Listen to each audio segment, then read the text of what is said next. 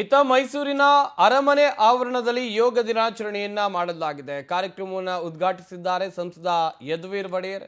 ಮೈಸೂರಿನಲ್ಲಿ ನೂರಾರು ಯೋಗ ಪಟುಗಳಿಂದ ಯೋಗ ಮಾಡಲಾಯಿತು. ಶಾಸಕ ಶ್ರೀವತ್ಸ, ಪರಿಷತ್ ಸದಸ್ಯ CN ಮಂಜೇಗೌಡ ಕೂಡ ಈ ಕಾರ್ಯಕ್ರಮದಲ್ಲಿ ಭಾಗಿಯಾದರು. ನೀವು ನೋಡ್ತಾ ಇರೋದು ಅರಮನೆ ನಗರಿ ಮೈಸೂರಿನ ದೃಶ್ಯಗಳನ್ನು.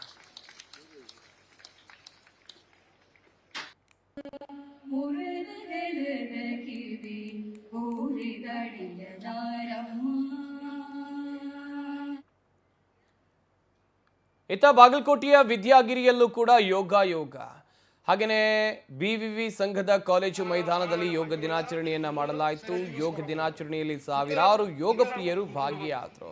ಜಿಲ್ಲಾ ಕ್ರೀಡಾಂಗಣದಲ್ಲಿ ಜಿಲ್ಲಾಡಳಿತದಿಂದ ಯೋಗ ದಿನಾಚರಣೆಯನ್ನು ಹಮ್ಮಿಕೊಳ್ಳಲಾಗಿದೆ. ಸಸಿಗೆ ನೀರು ಹಾಕುವ ಮೂಲಕ ಯೋಗ ದಿನಾಚರಣೆಗೆ ಚಾಲನೆ ಕೊಡಲಾಯಿತು.